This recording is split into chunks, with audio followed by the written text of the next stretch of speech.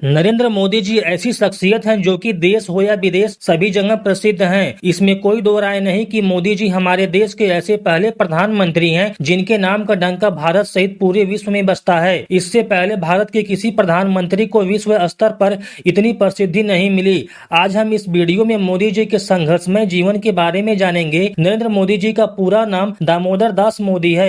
इनका जन्म गुजरात राज्य के मेहसाना जिले में एक छोटे से टाउन वडनगर में 17 सितंबर 1950 को हुआ था। जब इनका जन्म हुआ था तब यह जगह बॉम्बे स्टेट में था, लेकिन वर्तमान में यह गुजरात राज्य में स्थित है। मोदी जी के अगर परिवार के बारे में बात किया जाए तो इनके पिता का नाम दामोदर दास मूलचंद मोदी है। इनकी माता का नाम हीराबेन था। इनके माता पिता के कुल 6 संतान थी। नरेंद्र मोदी जी अपने माता पिता की तीसरी संतान है। मोदी जी के बड़े भाई सोमा मोदी की उम्र वर्तमान में 75 वर्ष है। वे स्वास्थ्य विभाग के अधिकारी रह चुके हैं। इनके दूसरे बड़े भाई अमृत मोदी हैं, जो कि एक मशीन ऑपरेटर हैं, जिनकी उम्र 72 साल है। इसके बाद मोदी जी के 2 छोटे भाई और एक बहन हैं। इनमें से एक प्रहलाद मोदी जिनकी उम्र 62 साल है, वे अहमदाबाद में एक शॉप चलाते हैं, और दूसरे छोटे भाई पंकज मोदी हैं, जो कि गांधीनगर में सूचना विभाग में क्लर्क के पद पर काम कर रहे हैं। मोदी जी का विवाह 18 साल की उम्र में सन 1968 में जसोदा बेन चिमन लाल के साथ हुआ था। रिपोर्टर्स के अनुसार कहा गया कि मोदी जी का अपनी पत्नी के साथ तलाक नहीं हुआ था,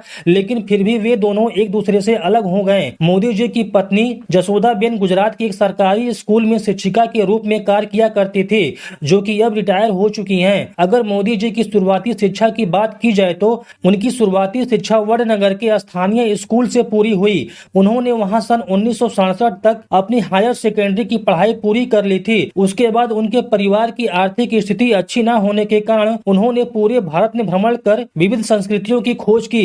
इसके लिए मोदी जी ने उत्तर भारत में स्थित ऋषिकेश एवं हिमालय जैसे स्थानों का दौरा किया। उसके बाद भारत से बाहर उत्तर पूर्व के हिस्सों में दौरा करने के 2 साल बाद वे भारत लौटे। इस तरह मोदी जी ने अपनी स्कूली पढ़ाई पूरी करने के कुछ साल बाद तक अपनी आगे की पढ़ाई नहीं की। फिर मोदी जी सन 1978 में अपनी उच्च शिक्षा के लिए भारत के दिल्ली यूनिवर्सिटी में एवं उसके बाद अहमदाबाद में गुजरात यूनिवर्सिटी में दाखिला लिया। वहाँ उन्होंने राजनीति विज्ञान में क्रमशः स्नातक एवं स्नातकोत्तर शिक्षा पूरी की। एक बार मोदी जी के एक शिक्षक ने बताया था कि मोदी जी पढ़ाई में सामान्य थे, किंतु वे लाइब्रेरी में अपना अधिकतम समय बिताया करते थे। उनकी वाद विवाद की कला बहुत ही बेहतरीन थी। अपनी कॉलेज की पढ़ाई के बाद मोदी जी अखिल भारतीय विद्यार्थी परिषद में शामिल होकर फुल टाइम प्रचारक के रूप में राष्ट्रीय स्वयंसेवक संघ यानी कि RSS, जो कि एक हिंदू राष्ट्रवादी राजनीतिक दल है, उसमें शामिल होने के लिए अहमदाबाद आ गए।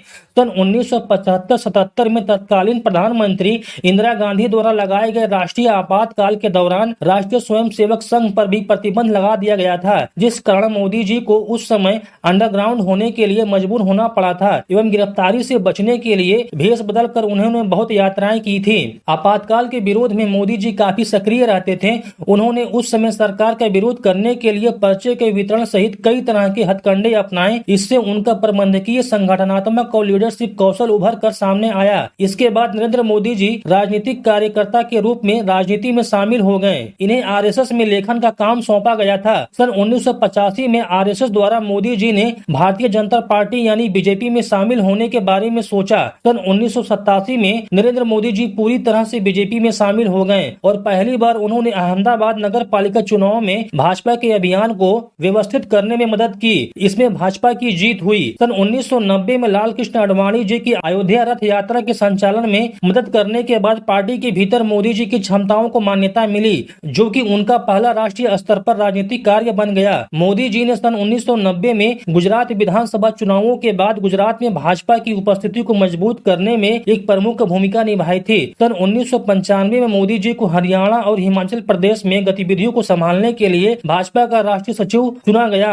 और वे नई दिल्ली में स्थानांतरित हो गए। सन 1998 में जब भाजपा में आंतरिक लीडरशिप विवाद चल रहा था, तब मोदी जी ने उस दौरान भाजपा की चुनाव जीत का मार्ग प्रशस्त किया, जिससे विवादों को सुलझाने में सफलता पूर्वक मदद मिली। नरेंद्र मोदी जी ने पहली बार सन 2001 में विधानसभा चुनाव लड़ा और राजकोट में 2 में से 1 सीट जीती, जिसके बाद वे गुजरात के मुख्यमंत्री बन गए। दरअसल उस समय केशुभाई पटेल का स्वास्थ्य खराब हो गया था और दूसरी तरफ उपचुनाव में भाजपा राज्य की कुछ विधानसभा सीटें हार गई थी, जिसके बाद बीजेपी की राष्ट्रीय लीडरशिप केशुभाई पटेल के हाथ से लेकर मोदी जी को थमा दी गई थी और उन्हें गुजरात के मुख्यमंत्री के रूप में कार्यभार कार्यभार सौंपा गया था और यहीं से मोदी जी का कद बढ़ने लगा और इसके बाद उनकी एक के बाद एक जीत निश्चित होती चली गई।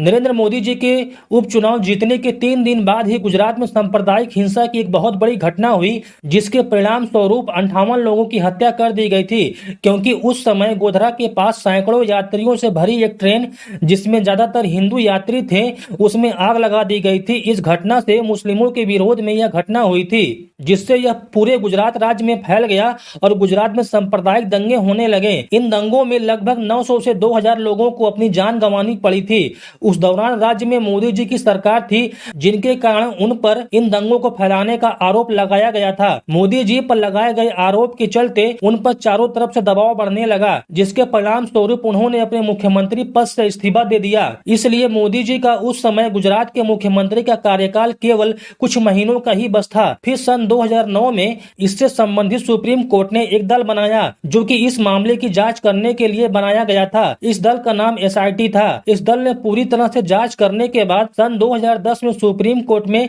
एक रिपोर्ट पेश की, जिसमें मोदी जी को इस मामले में निर्दोष पाया गया था। जब मोदी जी को क्लीन चिट मिल गई तो उन्हें फिर से गुजरात के मुख्यमंत्री के रूप में नियुक्त कर दिया गया था।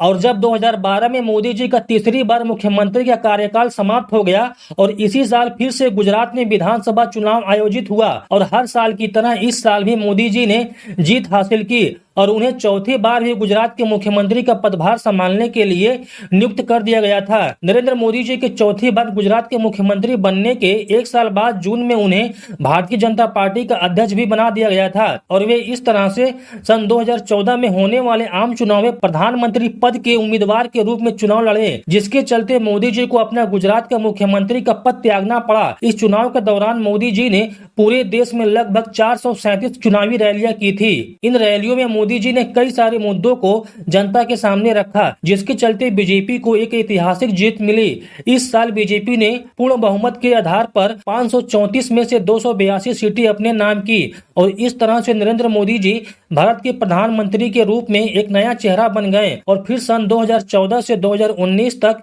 बीजेपी के द्वारा कई महत्वपूर्ण कार्य किए गए, जिसमें स्वच्छ भारत अभियान, प्रधानमंत्री जनधन योजना, प्रधानमंत्री उज्ज्वला योजना, प्रधानमंत्री कृषि सिंचाई योजना, प्रधानमंत्री कौशल विकास योजना, प्रधानमंत्री आवास योजना जैसे कई महत्वपूर्ण योजनाएं चलाई गयी, जिसका लाभ आम जनता को सीधे तौर पर हुआ। लेकिन जनता बीजेपी के 3 कार्यों से बहुत ज्यादा प्रभावित हुई थी। पहला, बीजेपी के मैनिफेस्टो में राम मंदिर का मुद्दा उठाना। दूसरा, 2016 में उरी हमले के बाद पाकिस्तान को सबक सिखाने के लिए सर्जिकल स्ट्राइक करने का फैसला लेना। तीसरा, 2019 में फरवरी में हुए पुलवामा हमले के बाद देश के सभी सुरक्षा बलों को पाकिस्तान के खिलाफ किसी भी प्रकार का एक्शन लेने के लिए खुली छूट देना, जिसके बाद वायुसेना ने एयर स्ट्राइक जैसे मिशन को अंजाम दिया। इन सब कार्यों से आम जनता बहुत ज्यादा प्रभावित हुई और जनता ने एक बार फिर से मोदी जी के ऊपर विश्वास दिखाते हुए 2019 में अपना प्रधानमंत्री चुन लिया। इस तरह से मोदी जी ने अपने मुख्यमंत्री बनने से लेकर प्रधानमंत्री बनने के बाद तक के कार्यकाल में